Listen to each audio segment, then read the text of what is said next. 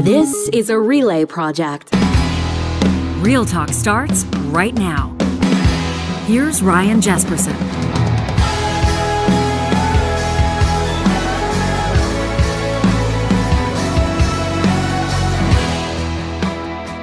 All right, we're talking about COP-28, the climate conference. We're going to talk about Canada's housing crisis and Pierre Poilievre's video that has 3 million views talking about it. Like 1 out of every 12 Canadians has already watched it. It's been out for just a few days. What does that say? What should we read into that? Plus, does the Alberta NDP need a rebrand? All of this coming up with Max Fawcett in just a quick second. But there's a couple things I want to mention first. When's the last time you checked out RyanJesperson.com? Specifically in the top right-hand corner. You see there we've got our events link. Right now, you go to ryanjesperson.com/events and you will find that registration is open for our third annual Real Talk Pond Hockey Classic. It's coming up on Saturday, February 3rd, and you can click on the link to volunteer to sponsor the event, or, of course, to register your team of up to 6 skaters. We're partnering with the Canadian Progress Club.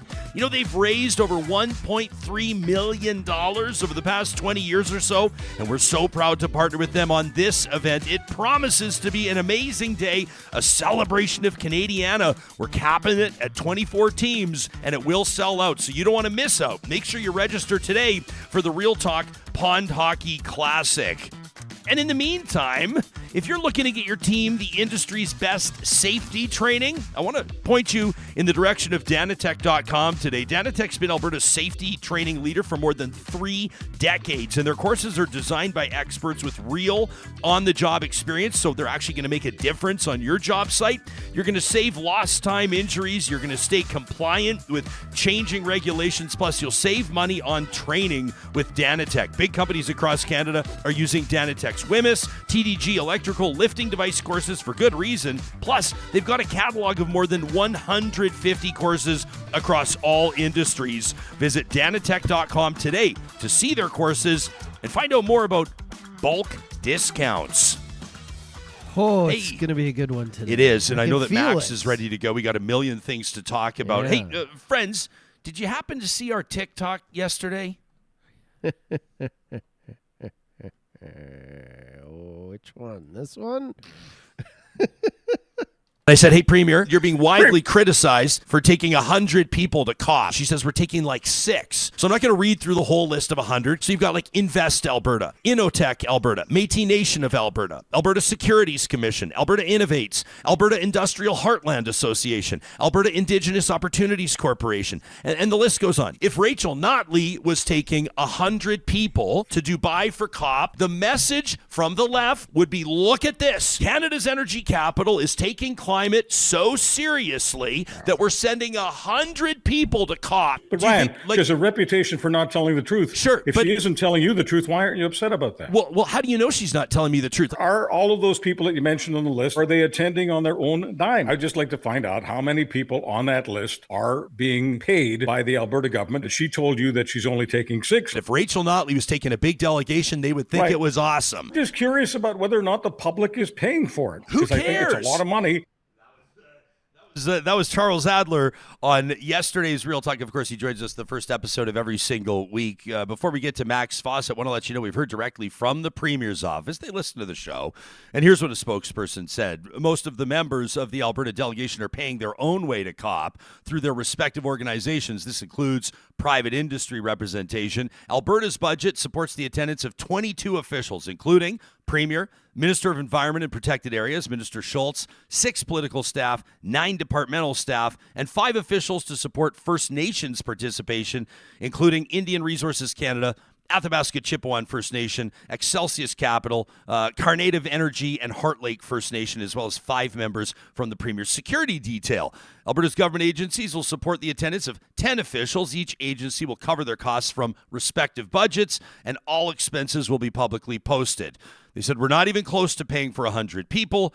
Premier's husband, David, is paying his own way. And this from the Premier's office, Catherine Carruthers, who former Deputy Premier Thomas Lukaszuk publicly shamed on Twitter, this is from the Premier's office, isn't even on the trip.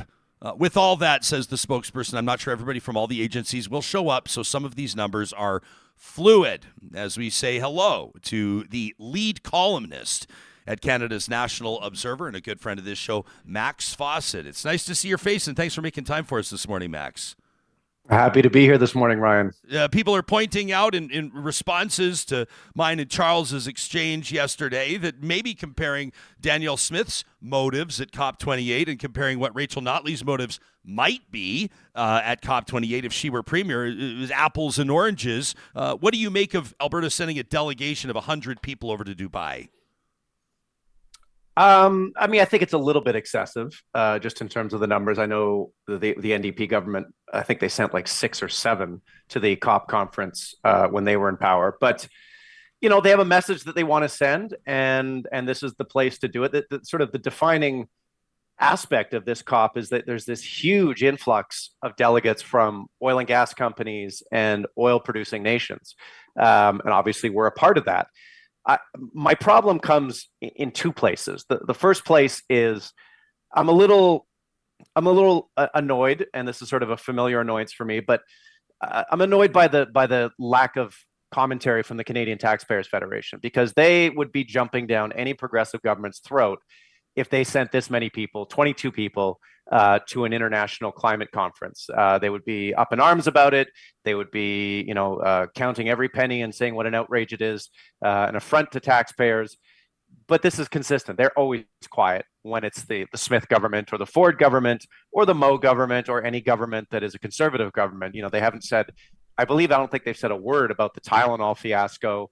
They were very quiet about Jason Kenney's ill-fated investment in Keystone XL. So this is sort of on brand for them. They get conveniently quiet whenever the taxpayers in question are being impacted by conservative governments. The other aspect is, let me jump in real quick though. We're not talking about the Auditor General. Like a lot of people don't even take the Canadian Taxpayers Federation seriously. It's not like this is a breakdown of some sort of check and balance, right? I mean, this is an independent organization that is what it is. Would you agree? It is, but as long it is an organization that punches far above its deserved weight, and as long as journalists and as long as media companies are going to continue to quote them in stories and even build stories around their reports, I'm going to keep calling out their bullshit. Fair. That's why I'm here. Yep. The other aspect of it that I find sort of confusing is the premier is going there talking about, there's a tweet this morning about how, there's these amazing opportunities in renewables in Alberta, and she's telling the story of Alberta's, amazing opportunities. And it's just so disconnected from the way she talks about things here. She can barely talk about wind and solar in Alberta without sort of, without spitting on the ground. She's so contemptuous of those technologies. And yet she's in COP, she's in Dubai, apparently selling Alberta as a place where you can make these great investments in renewable energy and technology. So there's just a massive disconnect between her rhetoric overseas and her rhetoric in Alberta. And I think it's naive to think that the investment community is not aware of that they don't understand that she's talking out of both sides of her mouth here, and that they don't understand what the reality on the ground is, which is that Alberta put this moratorium in on wind and solar. It is pretty clearly hostile towards anything that is not oil and gas or oil and gas related. And I think it's just going to be an impossible sale for anyone who's paying attention. Yeah, I was talking to Minister Neudorf just last week at a social event. I said, hey, when can we expect that report on that wind and solar moratorium? I know a lot of people are waiting to see it. He said, and I kind of smirked, I said, this might get out, this might be made public if you give me a specific date. He said, well, not a date. He said, but I'd expect to see it out in January.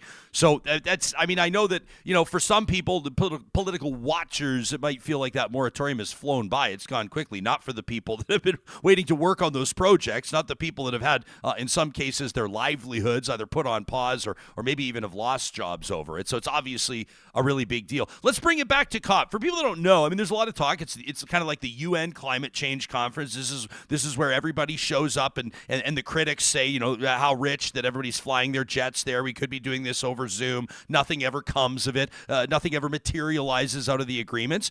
The proponents of it say this is where you've got to be if you want to have meaningful conversations about global efforts to combat climate change and, quite frankly, if you want to do business. Where do you land?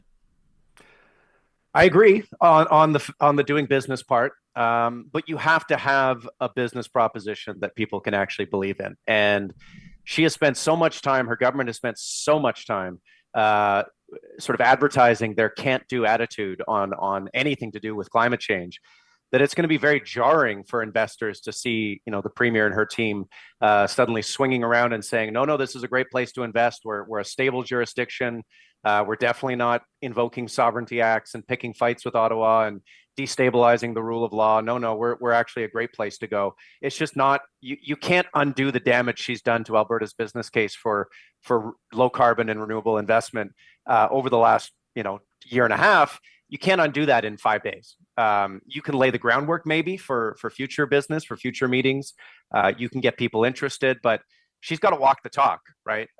She can talk a big game, or officials can talk a big game at COP, but if there isn't substance behind it, then it really doesn't matter. It's just a nice vacation for all those people who got to go there. And look, like, I think you can kind of really zero this in with the methane announcement that the federal government made yesterday at COP, where they said they were aiming for a 75% reduction in methane emissions from the oil and gas industry by 2030. The United States has agreed to the same target. And the Premier and her environment minister talked about it like it was this impossible, unfathomable environmental imposition, except for the fact that target's in their own emissions reduction plan, the one that they put out to Albertans before the last election, the exact same target. Actually, theirs was 5% higher. They said they would seek to find a path to 80% methane reductions by 2030.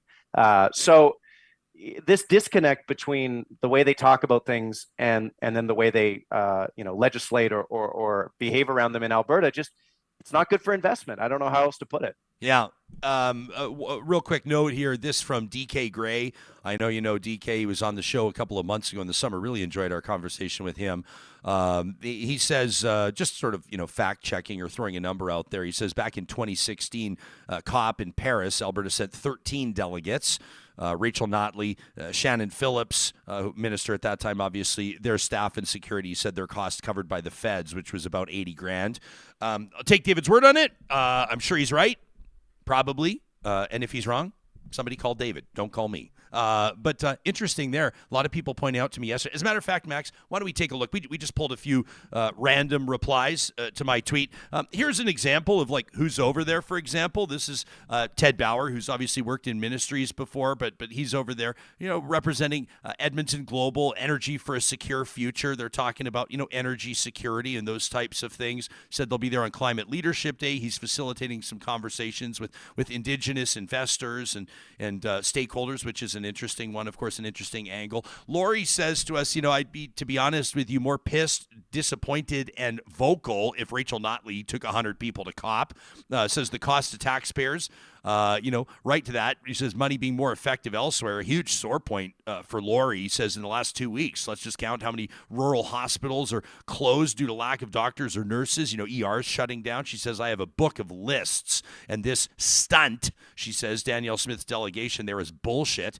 So I said to Lori, listen, I agree with you. I said healthcare staffing shortages are definitely an emergency situation, but I pointed out to her, I don't think it's predominantly funding related. I think that there's challenges around recruiting and retention. And she says, well, listen, that costs money, right? With Alberta hurting so bad from inflation, unemployment, intentional stalls on projects, Max, like you were just talking about.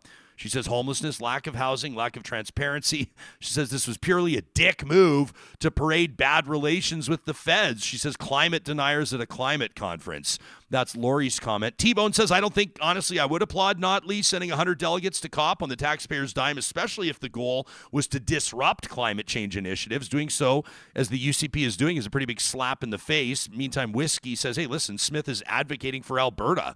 There's a big difference between Smith and Notley's agenda. I don't know if that's a fair comment, but people can decide for themselves. So that's kind of like a snippet of what the general public had to say on it.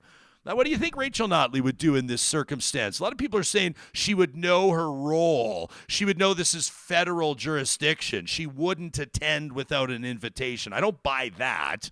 I think that's a little submissive for a premier. I think it's a bit of a lazy or maybe just a naive Twitter storyline. But how do you think Rachel Notley would manage it, all things considered, where the economy's at, where global business is at, where some of Alberta's new initiatives are at? I mean, a $12 billion project announced with Dow Chemical. I mean, there's things happening here, right?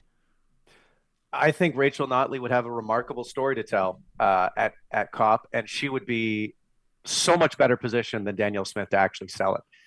She would be able to, assuming her government had continued the work that it did from 2015 to 2019, it would be able to point to the climate leadership plan. It would be able to point to all these initiatives that it had brought forward, things that it had actually done to try to reduce emissions and attract low carbon capital. And I think it would be it'd be one of the stars of COP. It would be she'd be one of the hits because her message would be honest. It would have integrity. It wouldn't be confusing to people. It would be easily sort of digested and understood.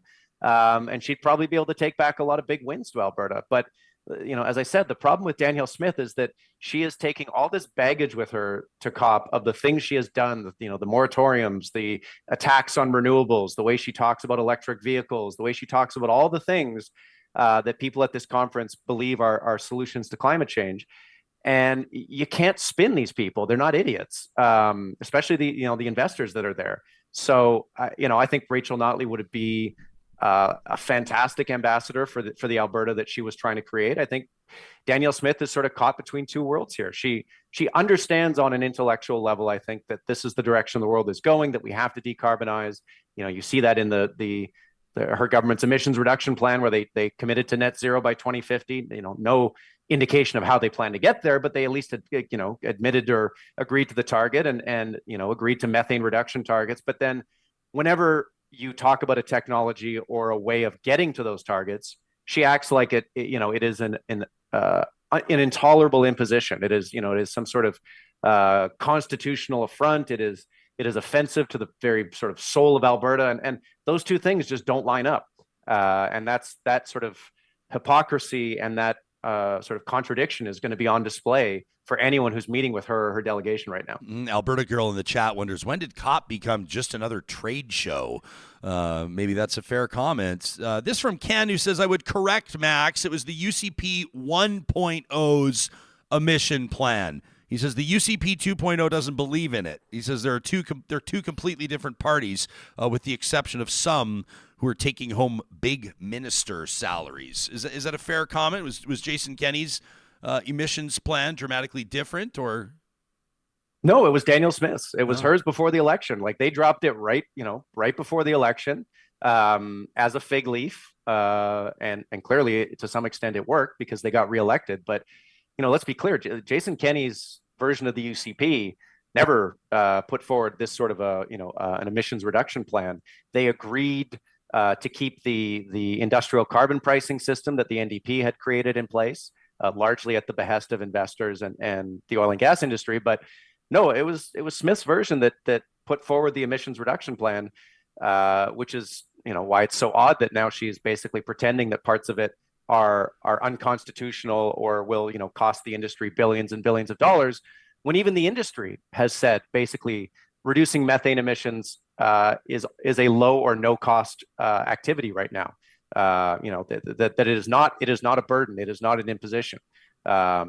She's just all over the map on this stuff, and at some point these inconsistencies are going to come home to roost. Hey, just for fun, just to put you on the spot for our pure entertainment, Max, how would you say, and I'll let everybody know, and this is coming up a little bit later in our conversation, you've now taken, I think, your 9th or 10th sip from a massive and oversized Raki Pancholi coffee mug, which I'm wondering if this is subtle signaling around who Max thinks might be the next leader of the Alberta NDP and potentially the next Premier of Alberta. That's coming up a little bit later on in the show. But just to put you on the spot for our entertainment, how would you characterize the difference between the UCP under Jason Kenney, the UCP under Danielle Smith? What is, and you can talk about leadership style, policy, a relationship with Ottawa, whatever you think, wide open question. How is it most demonstrably different? I think that the UCP under Jason Kenney was much more of a Stephen Harper style conservative party. He's comfortable in the presence of experts. He is, for all of his talk about the blue truck and being a man of the people, he is a Laurentian elite. I've said this before. He is the most Laurentian elite I think Alberta's ever had as a premier. He was comfortable in these sorts of international spaces and obviously didn't buy any of that, World Economic Forum stuff. He trusted science. He trusted experts. He disagreed with them. He probably thought he was smarter than most of them, but he certainly trusted them. And so it was a bit more of a institutional or a blue Conservative Party, more comfortable in ridings like Calgary Elbow, where there's lots of lawyers and bankers and things like that. Smith's version is very much more of a rural party. She is a populist. She is a woman of the people, and in that respect, she really is. She's much more, I think, in touch with her grassroots. She's much better at dealing with people, at meeting people, at charming people than Kenney ever was. I think she's much more comfortable around people and much more comfortable around common people, I guess, is the parlance that Pierre Poilievre is using, and I think that is to her advantage. It shows, it works. It's why she was able to win the leadership and win the provincial election. Now, how long can that hold? How long can she maintain that rural base without getting sort of pulled in the other direction by events, by something that happens, whether it's in 6 weeks or 6 months? Hard to say, but I do think that sort of difference in where their power comes from and where their comfort lies is kind of the key differentiator between the two. Nice. We're talking to Max Fawcett. He is the lead columnist for Canada's National Observer. When we come back, I want to jump there. But Max has argued in his column within the last 2 weeks that the Alberta NDP doesn't need a rebrand. We'll be talking to Dave Cornwallier about that tomorrow as well, by the way, on Wednesday's episode. But Max says they do need a new leader. So who's it going to be? That's coming up in less than 2 minutes. This conversation is presented by Real Talk partners like our friends at California Closets, who want to remind you this is the time of year where you're going down into the basement to grab your menorah or your Christmas tree or the wreath or the lights or the extension cords. You can't find anything, right? And then never mind the winter coats. They're all piled up somewhere, maybe in a black garbage bag behind the extra orphan socks in the laundry. Oh my goodness. I'm getting anxiety just thinking about it. Why not get your life on track with a custom closet, a storage solution for anywhere in the home from California Closets? It all starts with a free design consultation where you can learn more about their approach. They can work with any budget. You'll find them online at californiaclosets.ca. All this talk about motivation and moving forward and the new era of energy economy and all that kind of stuff. If you're a young person or maybe even midlife and you're looking for new opportunities, may we recommend you take 2 seconds to check out nate.ca/business. The Nate J.R. Shaw School of Business is for those who are dreaming of leading teams and making a real impact on the world. Maybe you want an education that could lead you to a fulfilling career in thriving and growing industries. As one of Canada's leading polytechnic business educators, they'll harness your inner talent, build your skills, and feed your curiosity. You have talent, they have connections. You have drive, they have direction. You have purpose, they can apply it. Check out nate.ca/business. Kubi Energy is hiring. This is a shout out to those of you that are electricians. You've got your ticket, or maybe you're an apprentice. Maybe you're unemployed right now, you're underemployed, or maybe you're working more than you want for a company you can't even stand. Kubi's ever-expanding team is in search of talented individuals to help Western Canada remain a leader on the renewable energy front. They're looking for electricians to add to crews in Edmonton and Calgary. You can check out their website, find a position that's right for you. You're looking for the careers link at kubienergy.ca. And before we get back to Max, I wanted to remind you how proud we are to be partnering with the team at Grand Dog Essentials Quality Raw Food. We've seen the health benefits of feeding our dogs Grand Dog Essentials for many, many years. And it's not just dogs either. They've got some great options for those cat lovers out there too. Check out the Shop Now link at granddog.ca, including their supplements.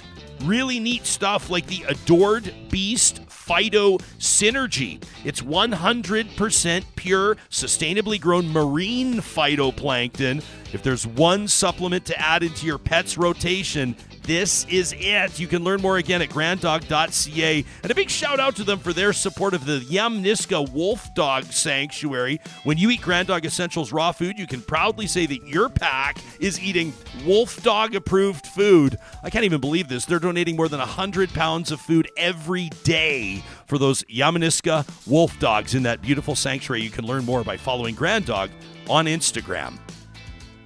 Hanging out with Max Fawcett. He is the lead columnist at Canada's National Observer. You can read his columns at nationalobserver.com, and that's where Max has argued that the Alberta NDP does not need a rebrand. They don't need to try to fool people or trick them into thinking that there's no tie whatsoever to the federal NDP, because there is. But Max argues the Alberta NDP does need a new leader. Why not a new name, Max? I think it's wasted. Number one, it's wasted energy. I don't think that the NDP brand at this point is that terrifying or scary to the voters that they need to win. I know there are people who, for them that's a line they won't cross, but I don't think they're going to cross it if you change the name to the Alberta Democrats or the Alberta Liberal Democrats or whatever else it might be. I don't think they'd throw the word liberal in there. Do you? Well, good point. That would be the worst possible name, but. Short of the Alberta Trudeau lover party, but I just think it's wasted effort. It misses the forest for the trees in terms of what they actually need. They're not going to win Calgarians over just by putting a new coat of paint on something. We're not stupid down here. What they need is a leader who can speak to our needs, speak to our concerns, speak to our interests in the way and in the language that we sort of are comfortable hearing them in. And Rachel Notley, for all of her many impressive talents, was always sort of speaking to Calgary as though it was a second language. And that was clear to people, I think. They understood that, she was an Edmontonian through and through, and there's nothing wrong with that, but they need to win seats here, not there. They need to win seats in Calgary and in the suburbs of Calgary, maybe an extra one in Lethbridge or Red Deer, but, this is where the fight is. And so a new brand is not as important as the right leader. And I think that's the part they should focus on. They need to be making the party as big and welcoming and open as they possibly can.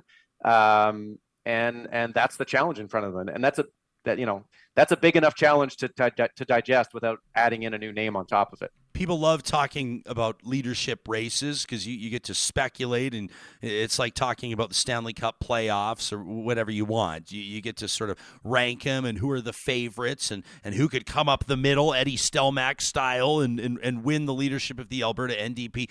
There's not really one heir apparent. Would you agree? I think so. Yeah, there's definitely not a Paul Martin to Jean Chrétien or anything like that. There is a handful of people, mostly from Edmonton, some from Calgary, and then obviously one from Lethbridge, who I used to work with, who they come to everyone's list because they're talented, because they have experience in the party, and because people like them. And I think a lot of how it shakes out will depend on the rules that the NDP chooses. And certainly there's pressure, or there will be pressure to shape those rules to certain people's advantage. I would argue that they need to make this as open and welcoming as possible, not sort of constrain who can join the party or who can vote. But that's just my 2 cents. But yeah, there is a short list. And I obviously I have a preference. I am very thirsty this morning, but I did also choose that mug on purpose. But there's a lot of interesting names in the hat. Okay, so I'll just let everybody know this show will cover this in fulsome fashion. This is not going to be the only conversation. We'll be equitable in our coverage and conversation. So what is it that you like about Raki? So to me, it comes down to the Calgary piece of the equation, right? We need a leader of the NDP, if they're going to win the next election and sort of get the province back on track in terms of so many issues. They need to win more seats in Calgary. And I think some people have kind of boiled that down to, well, they need someone from Calgary to be their leader. And that's just, I don't see it that way at all. You can be from somewhere and not be of somewhere. I'm from Vancouver. If you took me back to Vancouver and tried to run me for office, I would get my butt handed to me. Raki she lives in Edmonton, but she speaks to Calgary and speaks of Calgary the way Calgarians do. She fits in here so well. She understands business. She understands climate change. She understands the NDP's social responsibilities. She's really likable. She likes people. She works rooms really well. And she's smart. She's a lawyer. I have a soft spot for lawyers because of their ability to process a lot of information, sort of test different ideas, come to different conclusions. And she has that really agile and nimble brain that you need, I think, to be a great leader. So I've been impressed every time I've heard her speak or met with her, and she had an intervention in the legislature this past week where she basically pointed out that all of the UCP's climate achievements were actually the result of NDP policies. And I thought the NDP should have been saying that for the past 4 years. They have been stealing from the NDP's playbook on this stuff, and the NDP refused to call them out. She finally did it, and her colleagues followed in suit. So, she has natural leadership skills, and she can win, I think, in Calgary.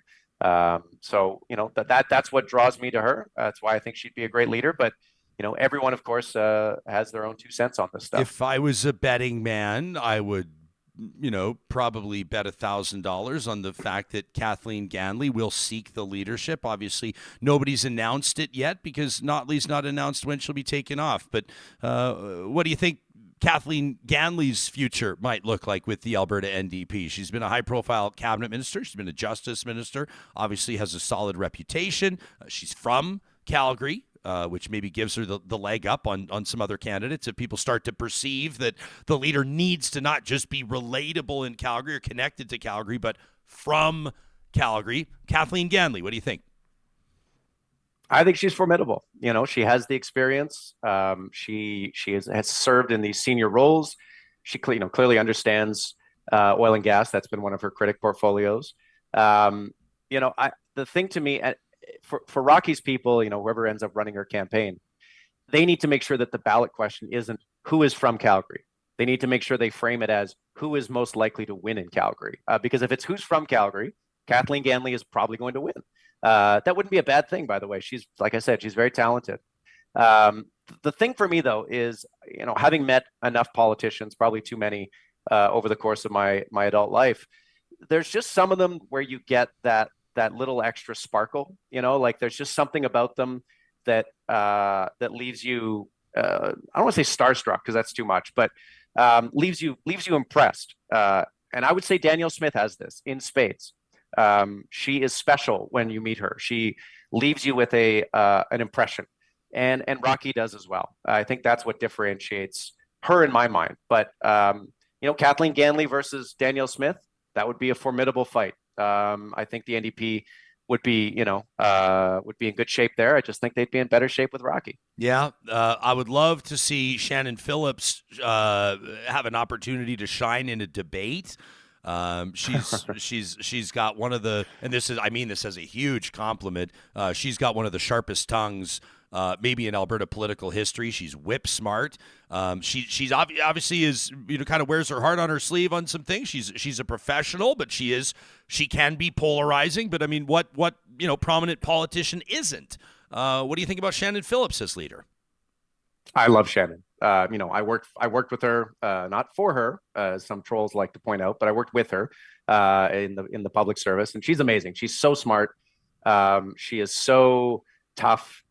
She is so good at prosecuting a case. She doesn't back down from anyone. It's no secret that women deal with just an enormous volume of nonsense in politics that is 100 times bigger than the pile that men deal with, and she just kind of eats it for breakfast. She doesn't trifle with these trolls online or people who call her names or things like that. She destroys them, and I love that about her.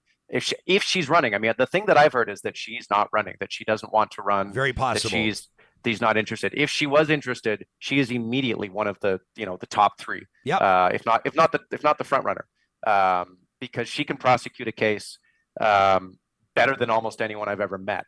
The stuff about her being polarizing or her having a background where she's co-wrote a book with Mike Hudema or something, which people always bring up. I don't think she even. I think she wrote the foreword in the book, first of all, and second of all, was in university. If my op-eds ever surface from my university, I'm done, buddy. Not done, but I don't stand behind them anymore. That is a boy. That is a young man finding his way. So I hope that we're not holding each other accountable for everything we wrote when we were 19. I will say this: kidding. I wouldn't Charles Adler said. Chuck and I were texting yesterday after we kind of got into it a little bit, and I texted Chuck after it. I said that was beautiful, and he said nobody goes for beers when the players drop their gloves, and I said the same thing would be true if Danielle Smith and Shannon Phillips are debating. Nobody's going anywhere. Nobody's changing the channel. That'd be unbelievable. I don't know if maybe this next candidate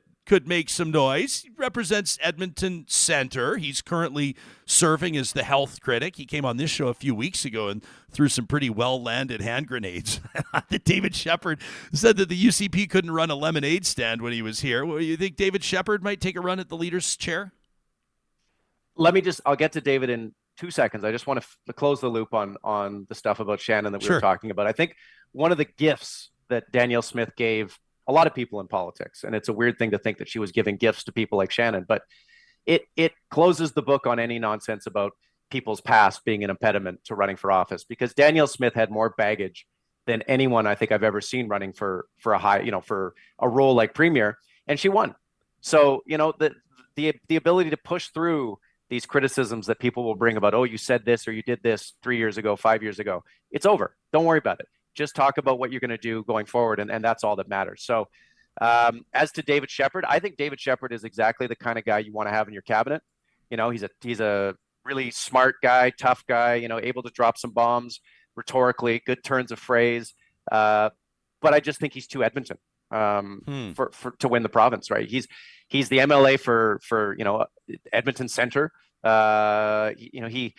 And this is a compliment, but he carries himself and dresses like an Edmontonian. He has this sort of whimsical style. I don't think that plays in Calgary, to be perfectly frank. And again, that has to be sort of the North Star for the NDP on its leadership conversation, is who will expand our coalition of support and who will expand the electoral map for us in Calgary.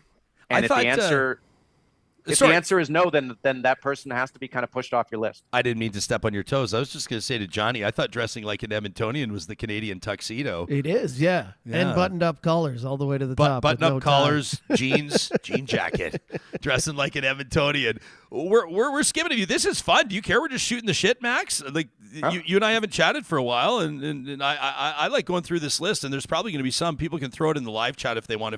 If we're missing names, she would. I would say that health minister is certainly probably the most. I mean, there's finance minister, health minister, education minister. That, as far as I look at it, are kind of the three top jobs in cabinet. Sarah Hoffman has been the chair of the Edmonton Public School Board. She's been the health minister through some difficult times. I don't have word on. She's my MLA. I don't know whether or not she plans on seeking the leadership, but that would certainly be no joke. She'd be a formidable player. I think it's the same box as David Shepherd is in. She's obviously talented. I think she has Rachel Notley's trust probably more than anyone in her caucus right now. But picking Sarah Hoffman is a guarantee that you're going to remain in opposition, as far as I'm concerned. You simply are not going to win in Calgary with a leader that is that oriented towards Edmonton. I mean, Rachel Notley grew up in Northern Alberta. She kind of could spread her wings a little more in terms of her appeal across the province, but Sarah Hoffman is just sort of true and through an Edmonton MLA. And I think you choose her. I think it probably is very satisfying to certain elements of the NDP base, certainly the unions, organized labor, but you are kind of returning the party to where it was before the 2015 election. And I don't think that would be a good way to go about trying to win in 2027. Okay, so Joe Ceci, my guess is that he's not running. There's Najwan El-Junaid, who's like an incredibly impressive first-term MLA down in Calgary. Could take a run at leadership, but it might be swimming against the stream. Like, doesn't have kind of the tenure in the party. Not that always matters. Are we missing anybody like this early? Let's keep in mind, Rachel Notley's not yet even opened this race up yet, but we happen to know on good information that some of the leadership teams are already being put together. There's flags being planted within the party. People are starting to declare their allegiances. Have we missed any, Max? I'm sure that people will tell me that we're missing someone if we don't name them here. I think, especially given the success that Wab Kinew had in Manitoba, I think there will be interest in a candidate who can really represent Indigenous issues, and I think there's certainly a few of those in the NDP caucus, and maybe from outside the caucus. I think that's all. That's another dynamic here, is that they don't have to be a sitting MLA necessarily. You could have an outsider like Danielle Smith come in and put their name in the hat. And who knows? Maybe that would work. I think potentially a Ryan Jespersen candidacy might have some legs to it.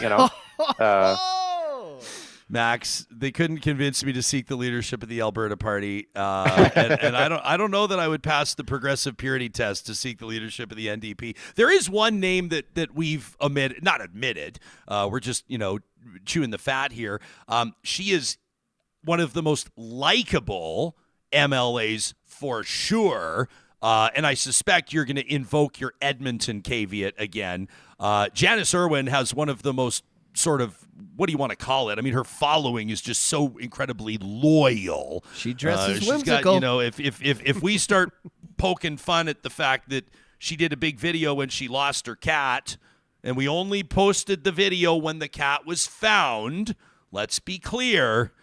Janice Irwin's followers start to lobby our advertisers. They want them to drop their advertising. They're so pissed off that we're joking about her cat. This is how strong and loyal her following is. But does that mean that she would be an appropriate and wise choice as leader? Yeah, Janice Nation is a real thing. It no is. question. And she's very well liked in Calgary. I can say, when she came down here couple of years ago, I think, or maybe it was even last year for the Stampede, people loved her. She was a hit. She was the one that people gathered around, flocked towards.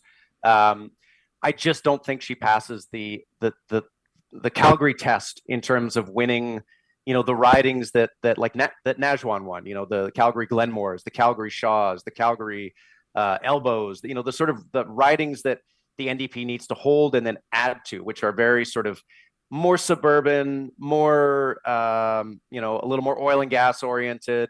It's certainly not as downtown as Janice's energy is. And honestly, it's the best energy in probably Canadian politics. But I'm just not sure it's fit for purpose for what the NDP needs to accomplish. If they want to hold government, if they want to retrench as a sort of more ideologically, not pure, but more ideologically vocal, Edmonton-oriented, social issues-oriented party, she'd be amazing, and she would kick the government's ass all over the block on a lot of issues. But in terms of actually becoming the government, I just don't see how she can move the needle as much as it needs to move down here. Yeah, I think that's well said. I'm inclined to agree. David, in our live chat on YouTube, says the NDP needs to bring in an outsider. The problem with just having people that are already in the system is that oftentimes they don't really see the problem. You need somebody to come in with fresh eyes.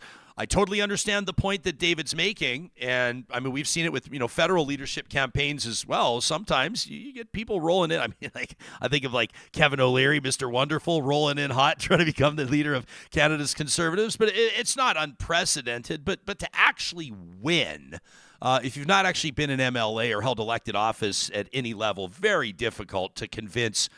Quite literally, hundreds of thousands of party members, hundreds of thousands of people that you're the right choice. Yeah, especially difficult, by the way, in the NDP. I think conservative parties are a little more open to the idea of an outsider. And Danielle Smith wasn't, a total outsider, obviously, because she led, the Wildrose and crossed the floor to the PC. So she was, they were familiar with her. But, the NDP, like you say, it does have a purity test. They guard their borders very, very carefully in terms of who is in and who is out. I think that makes an outsider candidacy a difficult thing. I think it would also be useful, though, to have an outsider simply to test that border, to test that purity test, and kind of point out that it is not the way to building a winning coalition in electoral politics. I mean, I come from, born and raised in BC, and in BC, the NDP there operates a little differently. They are not inherently suspicious of liberals, of even, sort of conservatives. They welcome a broader vote coalition, and it's not an accident that they are one of the most successful provincial parties in the country. It's not an accident that David Eby is probably going to win yet another majority government for that party in BC in the next election there. So I think they would do well to look at what the BC NDP does around its purity testing, around its, policing of ideological borders, and try to learn how to be a little more open-minded about things, about who is allowed in, who is allowed to play, and whose vote you're trying to attract and win. The stuff about you're not a true NDPer unless you do X, Y, Z. That has to go if they ever want to be in government again. It has to go. Yeah. I would say that. I'm not trying to both sides this, but I would say that about both parties, right? Like, I don't know about you, Max, but I've had sort of both, not officially. But, loyalists, volunteers, the hardcore members from both of those parties tell me to pound sand. And I'm sitting there going, I don't think you guys understand your mandate right now. If you want to form government and keep it, you got to get more people on board, not remind everybody why they're not a fit in your party. But I digress. We got an interesting pitch here from Alyssa, who I happen to know is down in Calgary. She says, what about Don Iveson or Naheed Nenshi? You think either of them might be interested? This could be a straight shot to the Premier's office, Max. Yeah, it's interesting. Those names are interesting ones. I think Iveson, again, he has the Edmonton problem. He is very associated with Edmonton. He lives and breathes that city. And from what I understand, I think he's enjoying being in the private sector and making some real money for the first time in his life. So I'm not sure that he would come back to it, but he would be immediately sort of, one of the inside circle candidates if he did. He's such a good politician and such a smart guy. Nenshi, again, I get the appeal. I'm not sure that his brand works as well in a party system. Part of Nenshi's appeal, part of why he won is that he breaks ideological boundaries. He will vote with conservatives or take conservative positions on some issues, and he will take progressive positions on others. He doesn't fit the party mold. And I think it's part of why, there's always been this talk about him running for the federal Liberals. I think it's part of why it never happened, is that I don't think he's super duper interested in being a team player. I don't think he's super duper interested in being told by the Prime Minister's office that this is what you have to say, this is what you have to think. And obviously, if you were the party leader, you would be calling the shots. It would be a little different, but it's still a different game than the one he is so good at the municipal level. And I think he lives and breathes Calgary politics to a level where he may not be that interested in provincial politics. But again, if he were willing to put his name on the ballot, holy moly, that would be a game changer. He would immediately be, I think, the clear front runner in the, are you from Calgary test. He'd be the one to beat. He'd be the one, with due respect. I mean, if I was putting money on this, and again, I'll promise this audience, I'll keep an open mind. We'll take a look at, we'll interview the candidates once people start once they officially launch their campaigns. I mean, but if I was betting, my money would be on Racky Pancholi as the next leader, not to suggest that there aren't other formidable candidates. I think Kathleen Ganley could do it and others, but I don't think, I think if Nenshi throws his hat in the ring, he's winning it. But again, he may laugh at, he may not even give this 5 seconds of thought. So, nothing's a guarantee, right?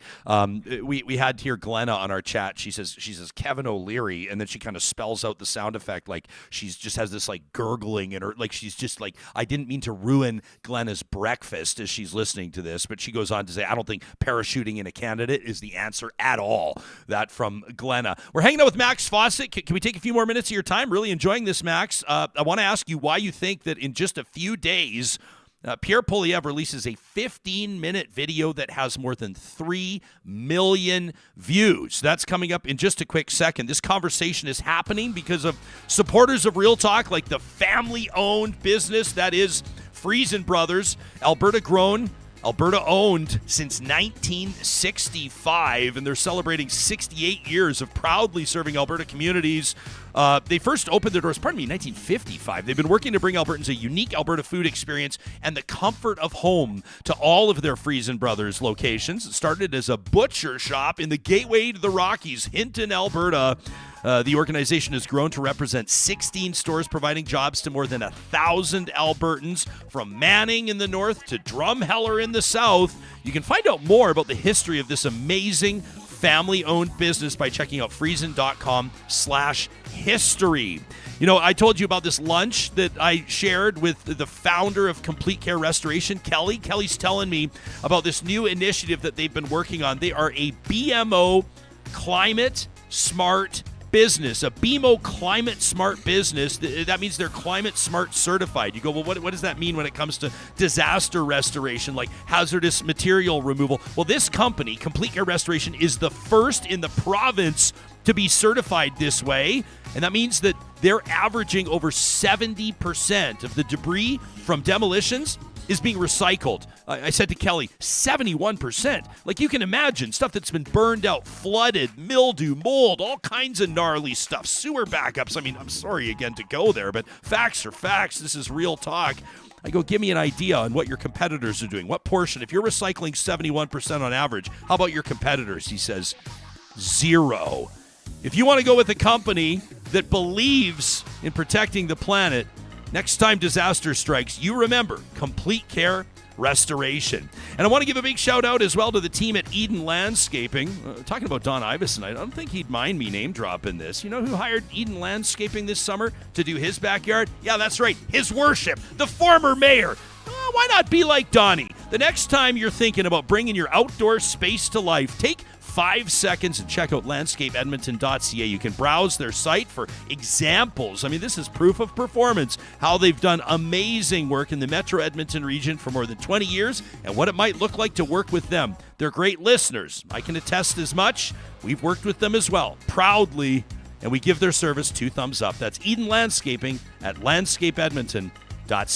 Be like Don. Be like Big D. Be like Big D. I said to him, I said, hey, I want to know, like, I want to be able to talk about when we have sponsors, when we have partners of the show, and real life people are spending real life money with these sponsors. I said, what kind of a job did they do? He just looks at me. He says, it's unbelievable. And your backyard they looks did a great. Beautiful job. Looks Still great as haven't well. been over. We're excited about it. Yeah, we're just waiting for We're waiting for the right time, Johnny. We want a nice dusting of snow in the yard so I can have you over for an outdoor fire. All hey, right, we're going let's to get get to back this to video. Max in a quick second. We're obviously not going to play this 15-minute video, but I do want to play the opener, okay? So Pierre Poilievre puts this out. You know, affordability right now, this is what the pollsters are telling us is the number one issue on Canadians' radar, affordability. And for a lot of people, that includes affordable housing. So Poilievre puts out a 15-minute video. We're just going to play the opener in just a few days. 3 million views already. Take a look. Something new and strange has happened in Canada.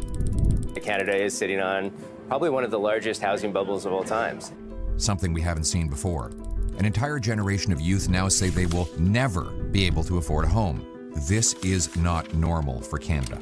We've got students who are living in their vehicles because they couldn't find a place to live. Tens of thousands of Canadians could default, Moshe, on their mortgages. And are we looking at that kind of nightmare scenario? After generations of affordable and stable Canadian home prices, it now takes 66% of the average monthly income to make payments on the average single-detached Canadian house. Given that most of the remaining 34% of the family paycheck is taken up by taxes, there's literally nothing left for food and recreation. And that all assumes that you have enough for a down payment to get the mortgage in the first place. Saving up for that down payment in Toronto now takes an average of 25 years. Not long ago, you paid off a mortgage in that time. So young people must rent, but rent has doubled in the last 8 years. Newlyweds now pay $1,000 per month to rent a single room in a townhouse that they share with 2 other couples. 35-year-olds live in their parents' basements. Rents are so high in Toronto that students live in homeless shelters. Others sleep in their cars or even under bridges just to afford to go to university. One grandmother posted signs on hydro poles trying to find a place to live. Middle-class people like nurses and carpenters now live in their vehicles. Tent cities are popping up in almost every major city and many small towns in Canada, mostly in places that never had them before. And because homeless shelters are overflowing with people, new refugees are now told to live on the streets and under bridges. Like all countries, we've always had problems. Throughout Canada's past, though, almost anyone who got a job could save up and buy a home by their mid-20s. When did all that change? about. Okay, so there you have it. When did it all change? And from there, the visuals take you back to 2015, the year that Justin Trudeau was elected Prime Minister, of course, defeating Stephen Harper. First off, Max, from a production value standpoint, Mr. Poilievre has chops as a narrator. The voiceover isn't angry. It's not sensational. It's powerful delivery. What do you make of it? Yeah, it's dynamite. The packaging is just so good, so well done. Each one of these sort of slides that he sort of presents here, because there are all these different slides, is something that they can use. His people can use on social. His followers, his supporters. They're all little pieces of political ammunition that they can throw back in the government's face or the supporters of the government. It's very, very well done. I think the sort of conventional wisdom is that this shouldn't work, right? It's very wonkish. It's got a bunch of charts. It's about the economy. He even gets into monetary policy at one point, and he's wrong about some of the stuff in here. He draws some pretty spurious correlations, but it really is well packaged, and it's well packaged for the media environment that he understands, I think, and his team understands better than the Liberals right now. The Poilievre team understands viral social media. They understand that they have an army of supporters in the United States of influencers and key people who will give this the boost that it needs to get those millions of views. But I think he diagnoses a problem that the Liberals have not taken seriously for up until really like 8 months ago. And I had been banging the drum, hitting the alarm bell, whatever metaphor you want to use, and it just wasn't really getting taken seriously by them. And he understood how existential this is for young people. I had someone on Twitter say, well, what about climate change? Like, how can young people vote for someone who doesn't care about climate change? And I have to tell them, like, if you can't afford to buy a house, buy a condo, if you're sort of, an increasing portion of your monthly budget is going to shelter, stuff that's going to happen down the road really isn't that important. You drive your car down the metaphorical road of life. If there's a moose that jumps out in front of you, you deal with the moose. You don't worry about the curve that's down the road. And he gets that. And so, there's parts of this, the idea that it started in 2015 is absolute nonsense. I mean, there's a bit in here about how Vancouver only became a bubble in 2015. Let me tell you, friend, Vancouver was a bubble in 2015. And ironically, he cites a bank called UBS for his bubble stats. UBS came out with a report in 2015 saying that Vancouver was the bubbliest city in the world. So he's clearly sort of trying to make this all Trudeau's fault when this has been brewing for probably 10 or 15 years. The Harper government housing prices increased substantially. But look, the Trudeau Liberals have been in power for 8 years. At a certain point, if you broke it, you bought it. And they've kind of bought it here. I think people are going to be studying this in terms of political communications and trying to replicate this, but it will be hard. He set the bar pretty darn high with this production. I just want to make one point. It's really interesting to me that he constantly takes a crap on the mainstream media whenever he has the opportunity to, but every single clip, every single piece of political material in this, every chart, every story, every video is from the mainstream media. I think this one is from CTV. I saw one from Global. I saw a bunch from Canadian Press, the Globe and Mail, CBC. So it's just very interesting that when it comes to making his masterful sort of closing argument on housing, he uses nothing but mainstream media clips. It's a good and valid and important point that you make. So the question is, what does the Prime Minister do to return fire? How does he captivate the public and lead people to believe that he is the most capable point person to handle Canada's housing crisis? You don't have to look far down the Prime Minister's Twitter timeline to find him talking about their record on housing. This from December 4th, just this week, says we're working to build more homes faster. Since September, says the Prime Minister, our Housing Accelerator Fund has unlocked the construction of more than 100,000 homes across the country from Kelowna to Halifax, and we're fast-tracking that construction too. People will say, well, it's easier to oppose than it is to govern. Do you feel like the Prime Minister's on the right track here, or would you completely shake it up if you were his chief of staff or directing his communications? I mean, the polling data still shows that young people are voting for or intending to support the Conservatives at a level they've never shown before. So I don't think that it is working to the in fairness, there's really nothing he could do over the course of a few months that would change the housing market in Canada. I mean, it is the product of global factors, and I hear that from Liberal supporters all the time. It's not their fault. It's happening in other places, and that's true. But when you're the Prime Minister, it's your problem to fix. And so I would encourage him and his team to acknowledge, look, we took our eye off the ball here. We were busy fighting a pandemic. We were busy trying to make sure the economy didn't go into free fall. We were busy trying to make sure people didn't die. We were busy trying to deal with climate change, and we let this slip down our list of priorities. But the question is not who can diagnose the problem. The question is who can solve the problem. And I think that is where they need to focus their attentions. And doing the things that they're doing is helpful, but they need to go so much bigger. And their recent fall economic update, they had an opportunity to go big. They didn't. Yeah, they didn't. They're still tinkering. They're still, kind of working at the margins when they need to be expanding the entire picture, throwing everything that they have at this problem in the same way they threw everything at COVID. And I think until young people see the same level of commitment and determination to protecting their livelihoods and their futures as they saw to protecting, older people and people with compromised immune systems, they're not going to come back to the Liberal family. They're not going to come back in under the tent. They need to see more than just housing accelerator funds. They need to see the Prime Minister and his team moving heaven and earth to make sure that they can afford to have some sort of a future, some sort of a home in our major cities.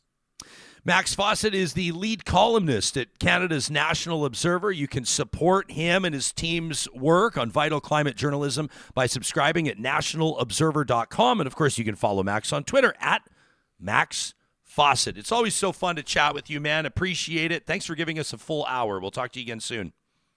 Yeah, I love doing these sort of full-hour shows, so let's do it again. You bet. We love to let it breathe. Talk it out.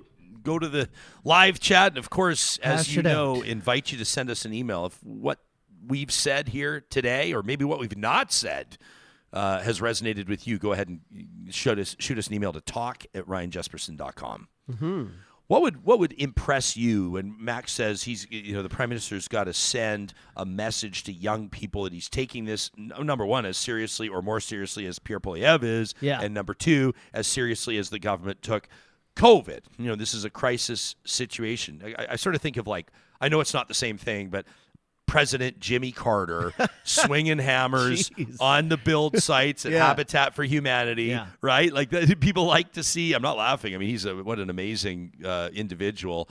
But you look at that model. People want to see politicians swinging hammers and talking to folks that can't afford housing right now. Well, I think if Trudeau's got a chance in hell, and right now we're talking about it, if there was an election today, this video alone is a slam dunk. And I think Max is right. The Liberals just have to own this and be like, hey, we had some other things on the docket.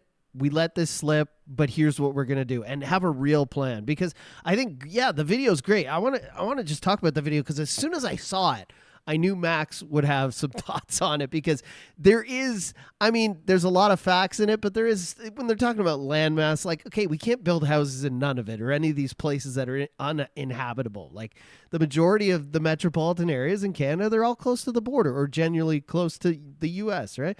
So there was a lot of things that were a stretch in that video, but if you're someone who, and I'll say it right now, I scholastically do not match up to nobody who comes on this show. But in general, if you're a 17, 18, 19, 20, 21-year-old who's coming to figure out what they're going to do with their life, maybe they're getting out of school, they're looking at their school debt, and then they're looking ahead 5-10 years at houses, and they're saying, I can never afford one. I'm going to live in a train cart in my parents' backyard in Vancouver or wherever.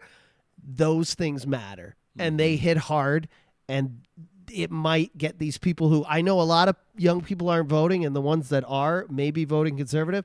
That video is a slam dunk. whether it gets fact-checked or not. Yeah. And the Liberals have got to do something. They've got to come back with something. They cannot just let sleeping dogs lie here. No, and if you're a coach, you're telling your team as well, you can't be reactive to everything. You've got to be proactive. You can't come across looking like you're your video? You're responding to everything, right? So and it is about more than just videos. Like, Dave in the chat says, I like to see politicians doing actual work. I don't like when they show up and take a few photos with a shiny hard hat. Fair enough. I mean, it's all optics. It's all manipulation. It's all branding. It is. That's a fact. But people want to feel like they can trust. Dwayne knows Poilievre's a career politician. Like, what does he know about struggles? His political pension will be massive. Sure. I don't know if I want to go down this road right now, but have you seen people were criticizing what was Jagmeet Singh carrying around? Was it a Prada bag or a Gucci Prada? I think it was. And they're always talking about his watch. Well, everybody goes, he's got a Rolex and whatever. And to be honest, number one, I don't have a problem with that. Whatever you want, that's fine. If you have the means, maybe it was a gift. I don't know. I'm not going to crack on somebody for that. But it is like, it's, for me, I'm not an NDP supporter, so I think it's funny. That like the most prominent, probably the face of whatever you want to refer to the NDP as, but people, the lazy characterization would just be socialists, but that their leader is rolling around in a $30,000 watch, I think is pretty funny, and photographed with like a Prada bag. But also, like, what do you expect them to wear? Like, the leader of the NDP's got to walk around in burlap sacks. He's gonna like cut some holes in an old coffee bag. People and like nice things, and also.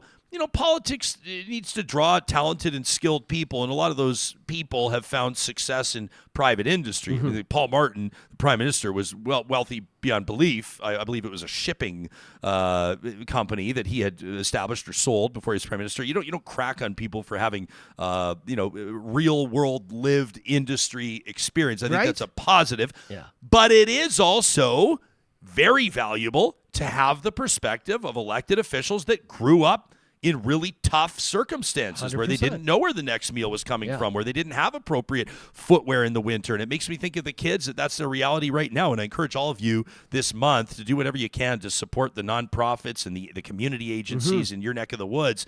But all perspectives are valuable. Like, people were talking about Janice Irwin, for example. To circle back to that, I saw some folks in the live chat saying she would be an amazing education minister. Totally agree. Incredible. And one of the reasons, not all of them, but one of the reasons I think so is that Janet knows what it's like to grow up queer and deal with a lot of the bullshit 100%. That comes as a result of that, right? So that's one example of many where I think it's good. You need to have politicians, hopefully they become the health minister that have either fought cancer or knows somebody who has, that knows somebody that waited 18 months for a hip replacement. You want to have somebody, a finance minister that obviously knows what the hell they're talking about when it comes to balancing budgets. Lived experience. Right? Yeah.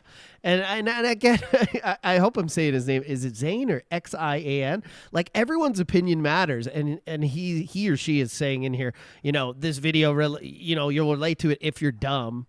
I'll say it, but like, there are average people out there. People, like I was talking about students and people who are educated and maybe looking for a home, but there's average people in trades. We need people to do every job on earth, and those average people, when they see this video from Pierre. And when they see, like you said, Singh with his Prada bag, what do you think they're going to think, right? Yeah. And these young people coming up, they don't, a lot of them don't have a lot of interest in politics. And this is the kind of stuff that they relate to. Like Max said, Pierre's team knows how to focus in on social media, on viral content, and I feel like the Liberals have a big team, and whoever is doing that part of their job is not doing their job right I totally now. Agree with you, like 100%. This thing, when I saw it online, I was like, this is a slam dunk, whether it was full of lies or not. Yeah. The charts, the graphs, the clips, well, all there's people, it. Some of the critics are saying, it's 3 million views. 3 million views by bots. Dumb people buy Don't fool yourself. Don't fool yourself, and don't underestimate it, or underestimate it at least at your own peril. Before we go, wanted to let you know that there's another fresh episode of The Discourse that's out, featuring our good friends Cheryl Oates and Erika Barootes. You can find The Discourse anywhere you get your podcasts. You can also subscribe to their channel on YouTube. We're going to punch it into the show notes of this episode of Real Talk. Here's the background. If you're not familiar, Erika Barootes, the former principal secretary for Premier Danielle Smith. Cheryl Oates, the former director of communications for then Premier Rachel Notley. And they tapped one of their former bosses on the shoulder for a very unique start to this episode. Given the fact that they've lost now 2 court cases on constitutional issues saying that they have to stay in their own lane, what I'm wondering is why it is that they keep on barreling ahead with this rather than backing down and respecting the Constitution. I think it's reasonable to say they're probably wondering the same thing about Danielle Smith.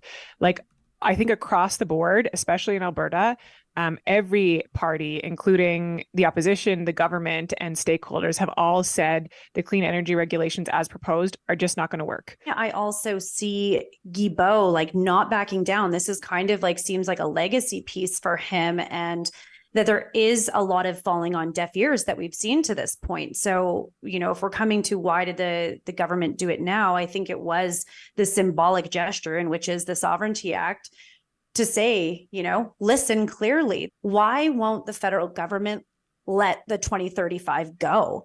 And I mean, you have a NDP leader here, Rachel Notley, who also seems to be tied to this 2035. So again, like, where do you see even the NDP going with this? Or where are they going to distance themselves from, if at all, from the federal government's position? Well, they have distanced themselves, and I think you've seen Rachel Notley do that in the way that she has since she became leader of the party, which is a really thoughtful look at the regulations and a detailed submission on what she thinks could be better. The NDP in Alberta is not saying the clean energy regulations are awesome and we should move forward with them and Danielle Smith is wrong in opposing them. They're saying there are very specific pieces of this that could be done better if we want to decarbonize our grid by 2035. And the NDP is also saying that if we want to be a net zero province by 2050, this is a necessary step. Experts have backed that up in terms of getting there. There you have it. That's Cheryl Oates and Erika Barootes fielding a question submitted to their show by the current Premier of Alberta, Danielle Smith. Again, you can subscribe to the Discourse on YouTube or wherever you get your podcasts. Coming up on tomorrow's Real Talk, we're going to sit down with Dave Berta. You know Dave. Dave's been commenting on Alberta politics for years. His blog, easily the most read when it comes to Alberta political discourse. We'll get into the NDP. He believes that maybe a name change might serve them well. We'll talk about COP, and of course, we'll get to some of your emails submitted to talk@ryanjesperson.com. Thanks for joining us for this episode of Real Talk, and we look forward to seeing you again soon.